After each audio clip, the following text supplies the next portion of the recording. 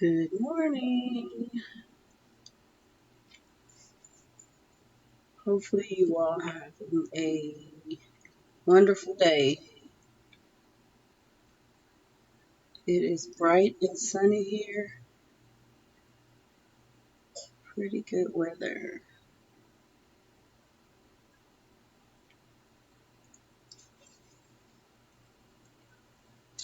Turn my phone down.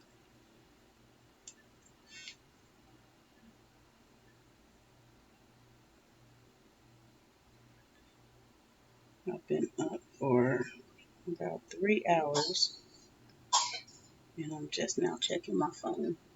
I try to make that a habit not to get up and run to social media.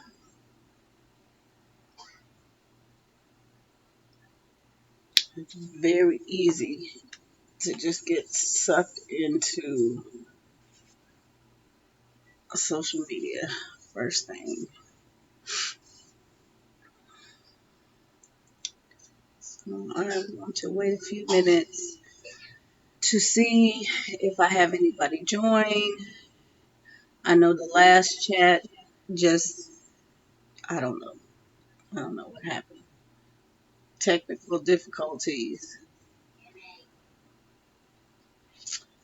So I did get one question in that chat and I went on to address it.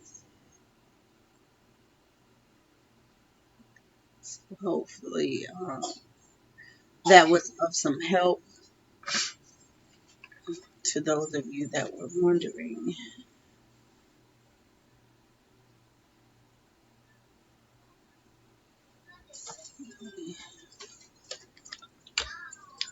I don't really have anything on the plate today to talk about, so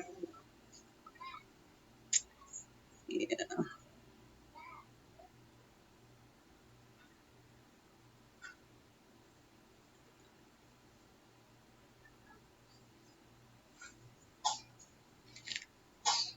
I know you all hear coughing children in the background, so that is where we are today. I'm not too sure what we will accomplish today, but I do have some things lined up. So hopefully they'll be able to sit down for a little bit and get a couple of things done and rest. I know it's not easy being sick and having to do things. Hi, nice of you to join me.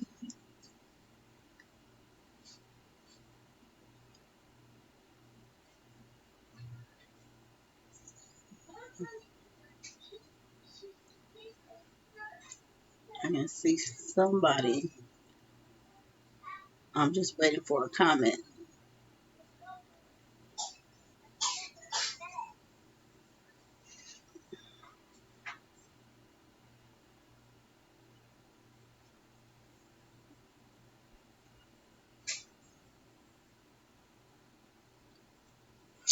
All right.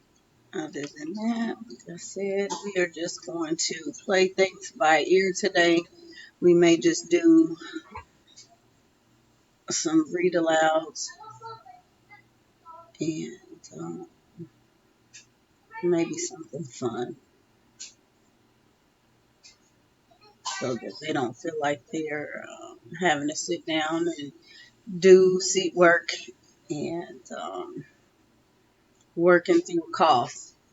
Another cough is annoying enough having to cough all night. So that disturbs the sleep. So I'm pretty sure that they just want to rest today.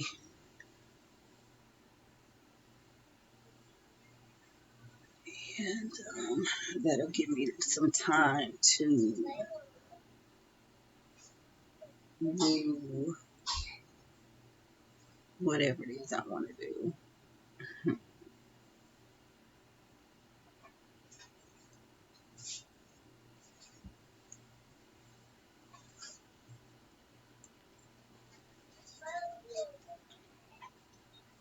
Alright.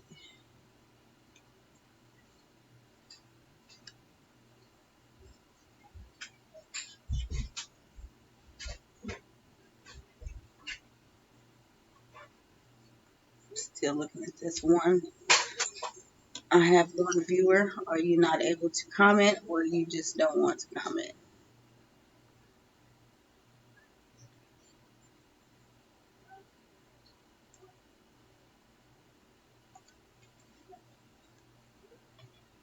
Make sure everything is streaming.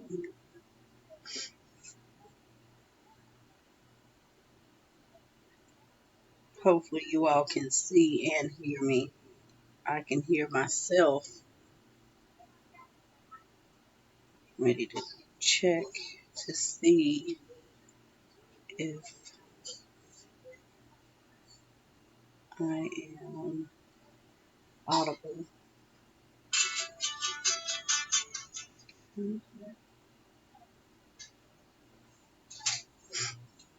Okay.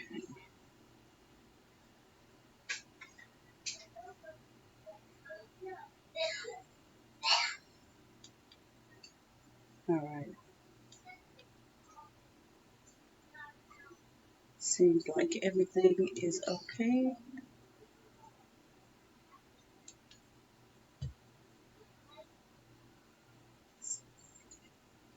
All right. And I can see and hear myself. So that's a plus.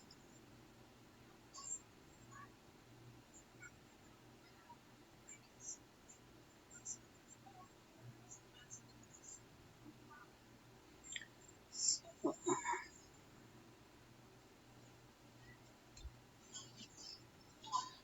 like I said, I don't really have anything topic wise planned. I'm trying to think.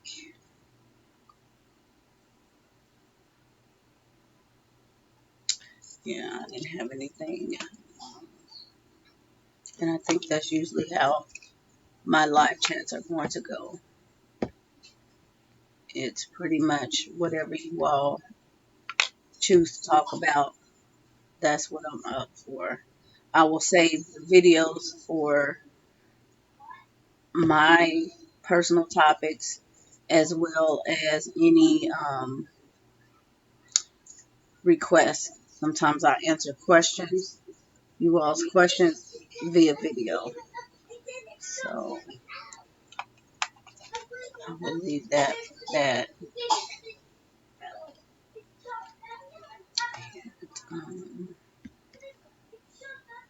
I did have one thing to say. I just don't have it. And I should have written it down.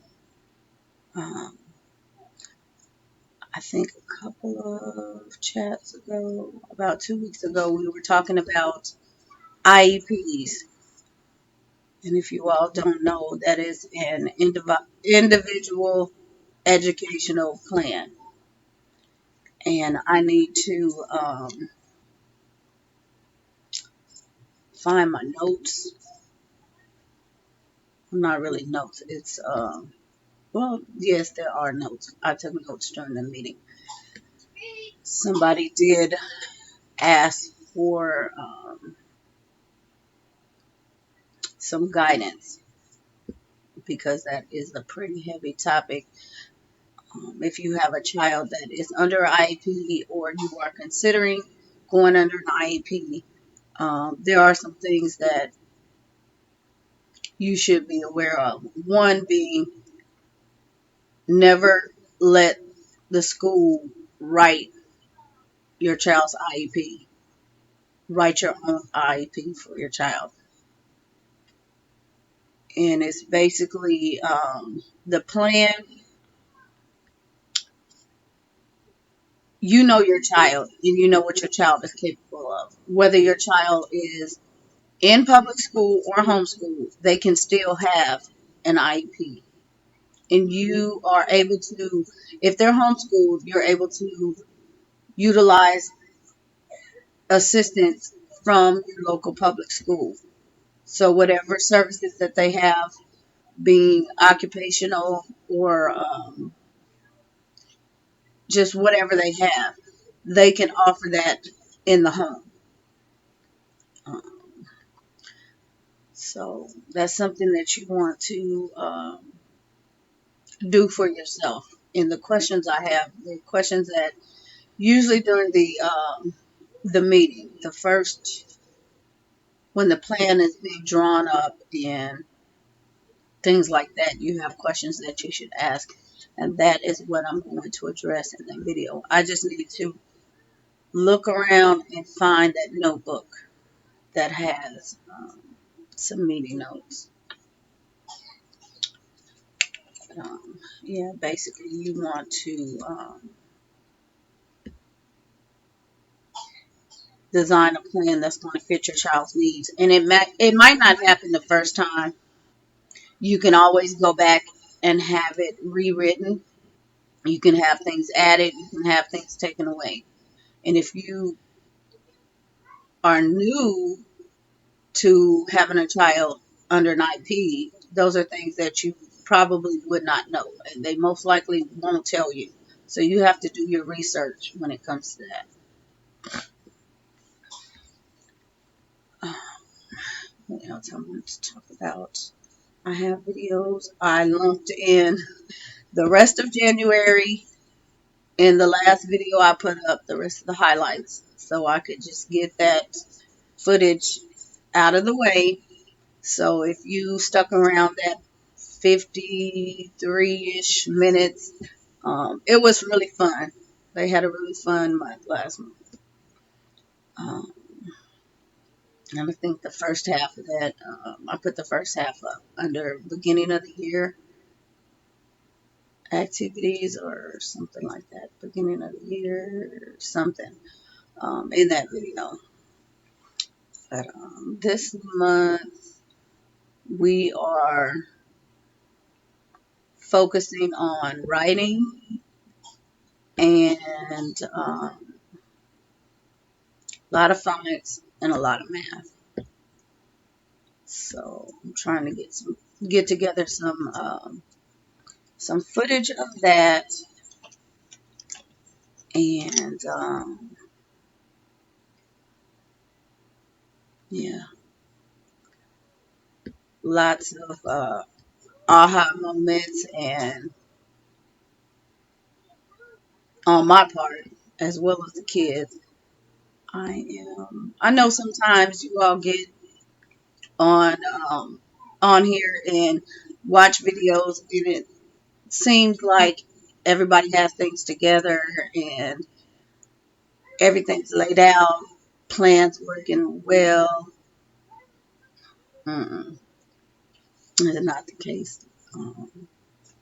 Same thing for any social media platform. You scroll down Instagram and you see all these nice pictures and things like that. Those are the highlights. Okay, everybody's feeling good. Things went the way you wanted them to. So, of course, you're going to grab the camera and get that highlight. But the reality is, things don't always work that way.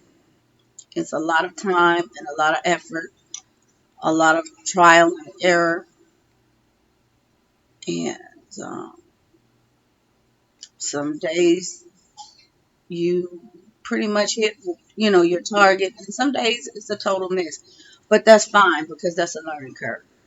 I get that way as well. Um, something that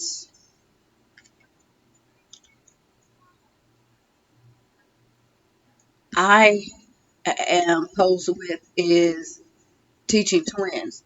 There are not there are a handful of vloggers in the homeschool arena here that have twins and share, how they teach them. But it's really rare, and I'm always looking to find someone and connect with them just to see because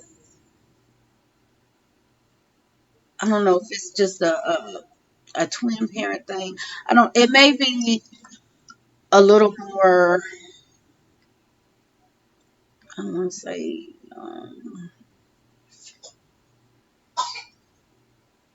I don't want to say happy medium, but it may be a little bit easier to. No, I'm not even gonna say teach. Having twins, period. I'm not sure because I have girl and boy twins. If it's the same as having same sex twins, do you treat them? Do you teach them the same because you think they're twins? For me, well, for us, really, the whole family, we don't even consider them twins. I never have. I've never put that stigma on them, and I don't think they did. Let me see. I want to say they were 4 when I tried to explain it to them, but I have always seen them as 2 individual children. They're polar opposites. And I think even if they were same sex, they would be polar opposites. So I have to keep that in mind when I teach them that they are opposite, even though they are the same age. Um, they're 2 different children.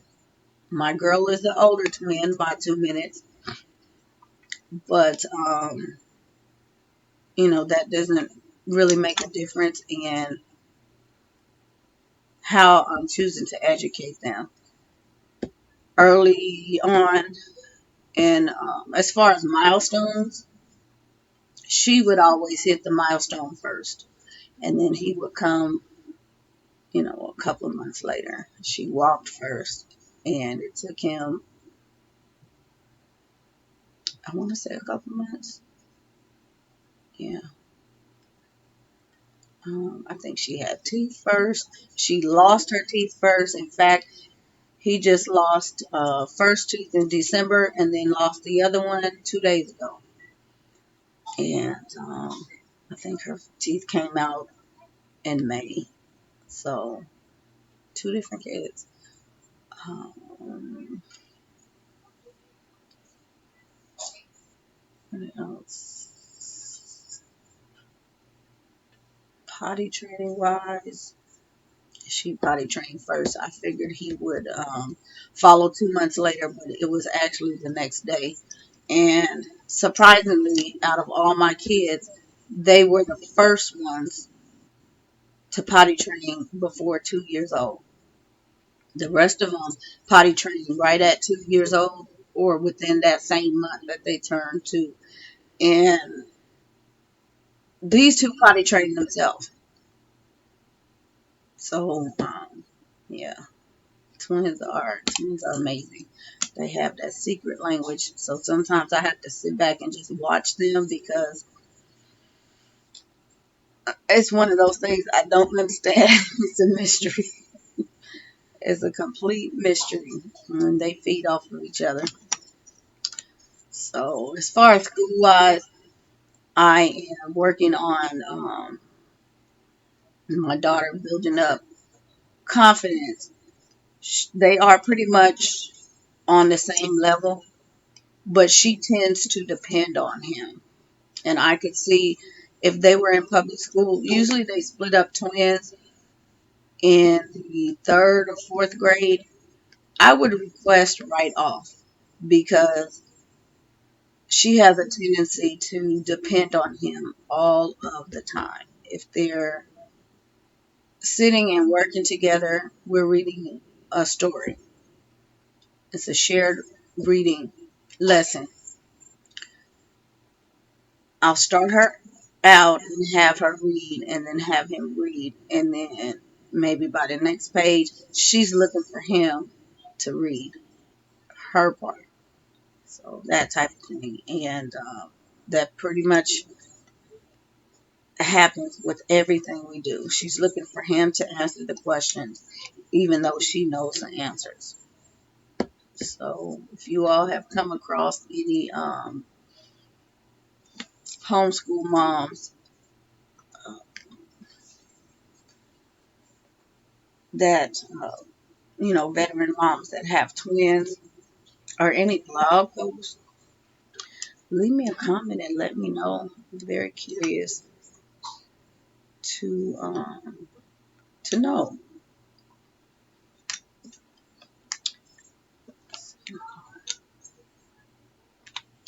Other than that,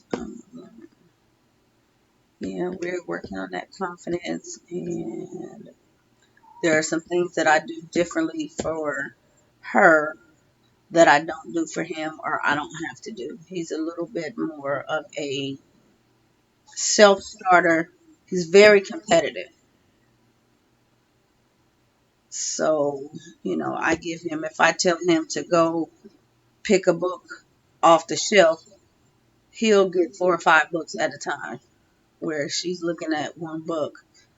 But I don't make her feel bad about it. It's just, whatever I can get her to do on her own, those little milestones.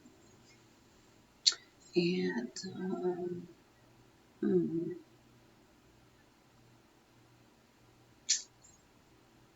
yeah, you're looking at, we did story prompts yesterday, or not yesterday, the day before yesterday. And the two of them did pretty well. Like I said, we're working on writing. Pull this thing off the wall. All right. So, and I'll probably share. This one is Layla's. So, I am working on getting her to stay on the line. But other than that, she's doing pretty good. And this one was a ready to write story prompt. It was be a good friend. So I had a scratch page, and I asked her what it meant to her to be a good friend. And so that's how she answered. And her story turned out: a good friend hugs, a good friend plays ball, a good friend shares, and a good friend loves me. So for her, this is great because she was still at the point where she's just writing the room. She had never actually put together a complete story. And it was one of those aha moments for her that she could say, I did it. I actually wrote a story. I think the same way they thought reading was something more, they didn't realize they could read. I had to tell them that they could read. They thought it was some magic in reading.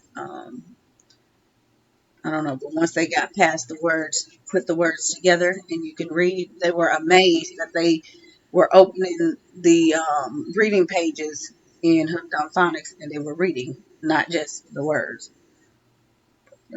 Yeah, and then son, he's got a little messy, but here's his, and he says, you can see his penmanship is a little stronger, but a good friend is kind. A good friend shares. A good friend hugs. A good friend is fun to play with. A good friend is me. So the only thing I wrote down was like kind, a good shares, fun to play with, and me. And when I told them to rewrite it, they had to write the entire sentence and add the word um, that we selected. And so that's pretty much how we do their writing prompts. I would just sit down with them because that's a lot easier. And I know a lot of formal writing curriculum um, take that approach. That way it does not seem so overwhelming for the child to say, okay, sit down and write a story. And they don't understand. They think a story is like a storybook. It's long, and oh, that's too much. It's going to take too much time. I don't know what to write. But that way, you just do a little brainstorming and a couple of words, and that's how they start. Eventually, yeah, they go beyond starting the sentence the same way every time. But in the beginning, this is pretty much what you want from them. Um, well, after the beginning, because the beginning, you would really just have them add that one word, and then they begin to start the story and the rest of the words.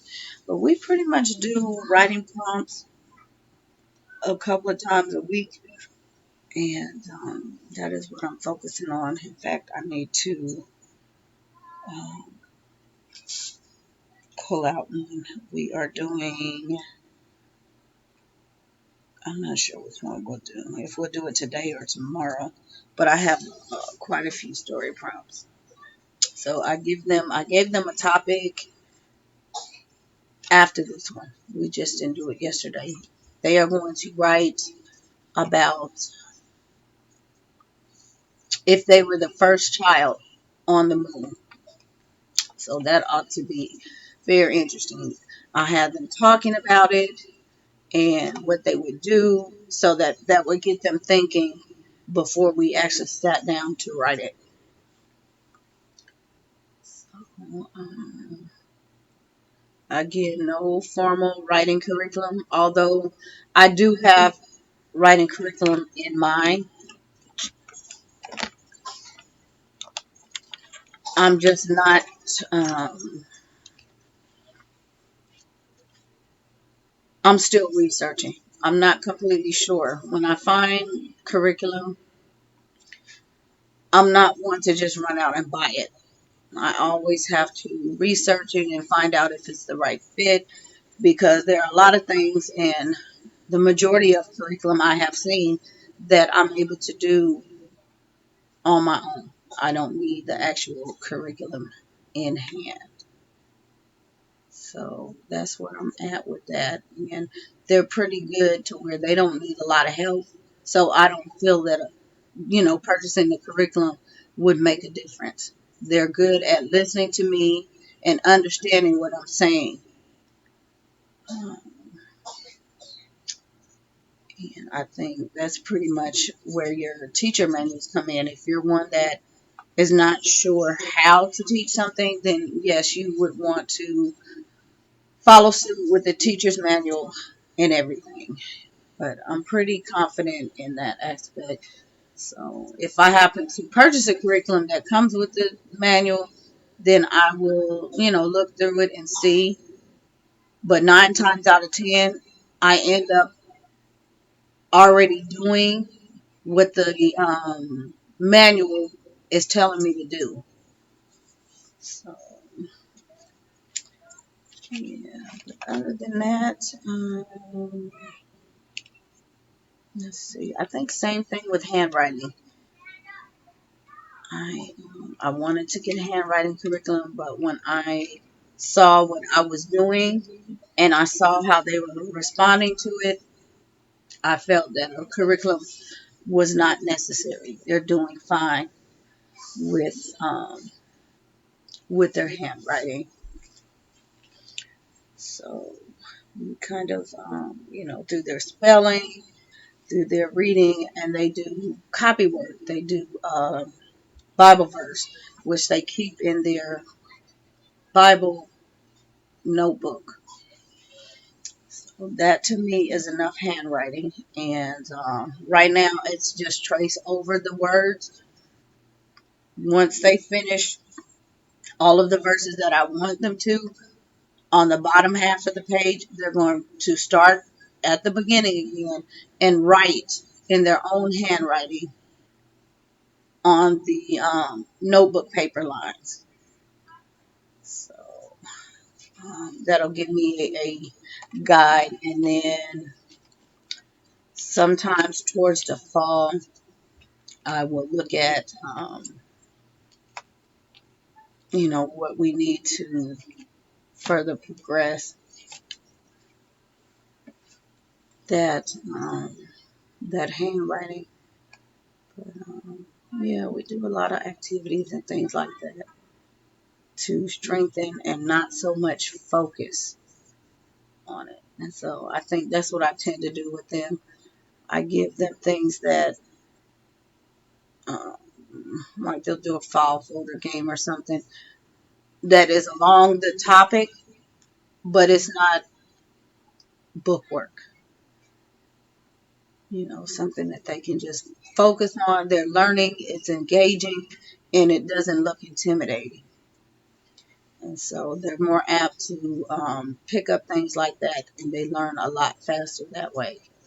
So I am always putting a spin on it, any curriculum. And I think that's pretty much why I won't buy a box curriculum. And I really don't believe in a box curriculum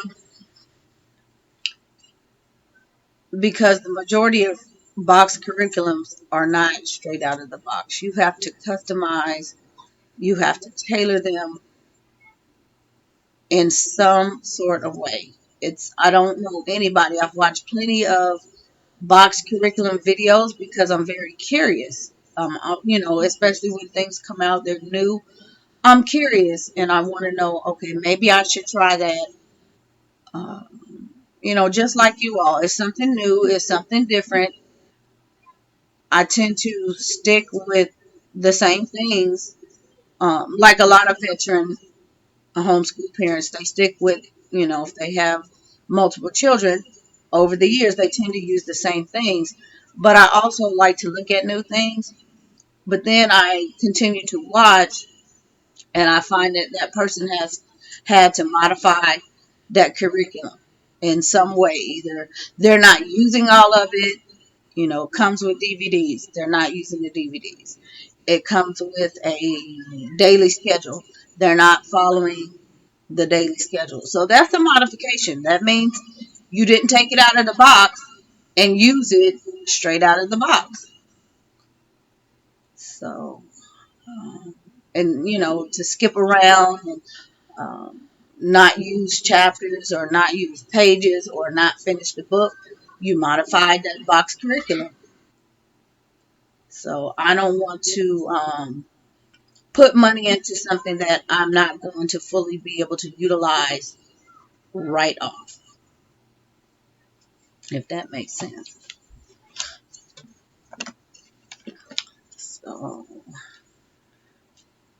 let's see. All right, I still have my one viewer and no comment. All right. Um, yeah, other than that, I am going to hop off of here and tend to my children. They are having some breakfast, and like I said, I need to get going with the day. I have things that I need to do, and to see if they want to sit down for a few minutes so we can get some things done today. Yeah. So I will hopefully, let's see, today is, I don't even know what day it is. Wednesday? Or is it Thursday? It's Thursday. So I will be back on Sunday. So sometime between 4, hi, I won't even say 4. Sometime Sunday I will be back. It may be in the morning. So I would say sometime between 10 and 6 on Sunday is when I'm going to start the next live chat. How are you doing?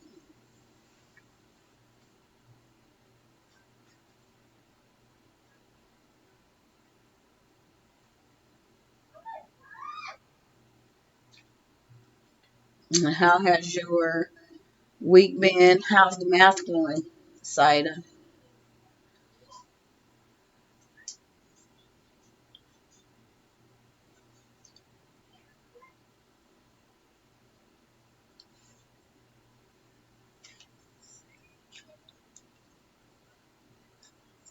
You know.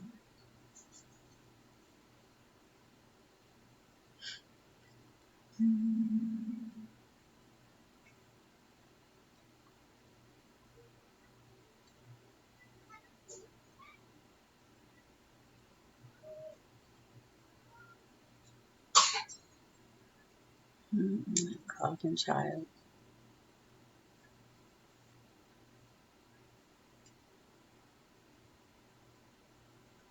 Mom, Yes. can we go outside? You come here. All that coughing you doing over your mouth. Mm-mm. Not right now. Okay. Okay. Yeah, he is pretty much the worst one. He got so sick last night, and just I had him hang out in the bathroom for a while because he started vomiting everywhere, and I finally had to tell him just to stay in the bathroom to keep everything in one place. So, one thing I know he wants to go outside is that cough that I'm concerned about.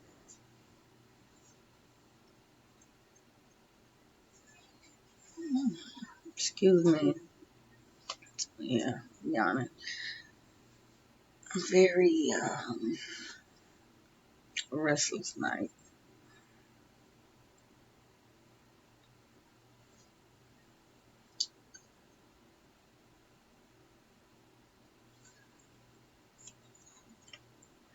And I don't think I had anything else that I really wanted to. I wanted to bring up. I think I have addressed everything that was on my mind at this point. It's pretty early, and yeah, I'm not completely awake, but I don't know. I got up 6:30 this morning. It's been 4 hours. I guess poor night's rest. I know we went to bed pretty early, but just having the interruptions messes up your, your sleep patterns messed up, and you tend to drag throughout the day. So yeah, my plan is to work on what I can with them. Like I said, we may just do some reading today, and I'm going to make them some chicken soup. That will definitely help, and that way they can have something on their stomachs.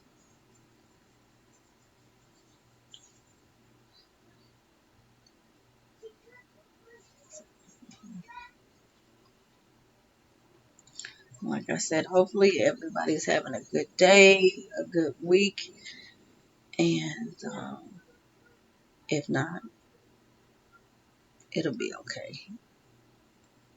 I know it's we just got back.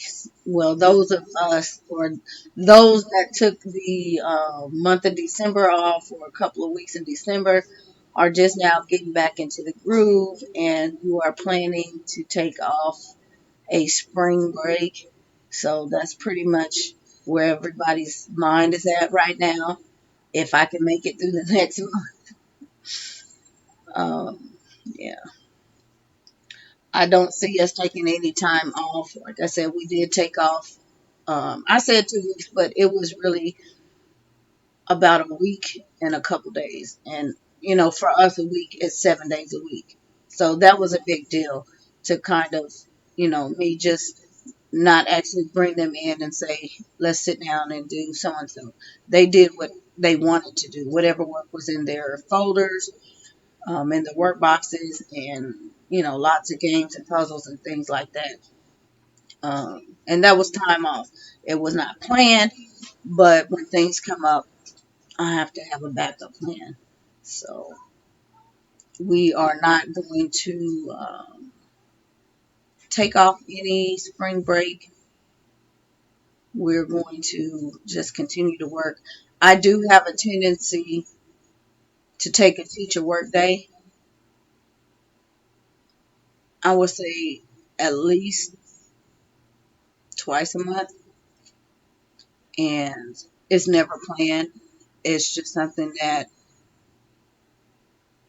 if I wake up one day and I just don't feel good, or I don't feel like doing anything, or the kids are, they're not feeling school, I can tell, and I just don't push it.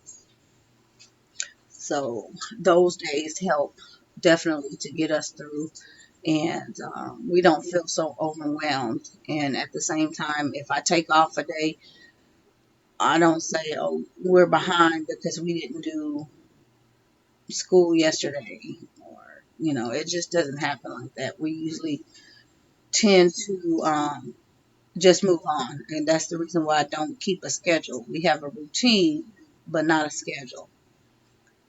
So I keep in mind we are in Texas.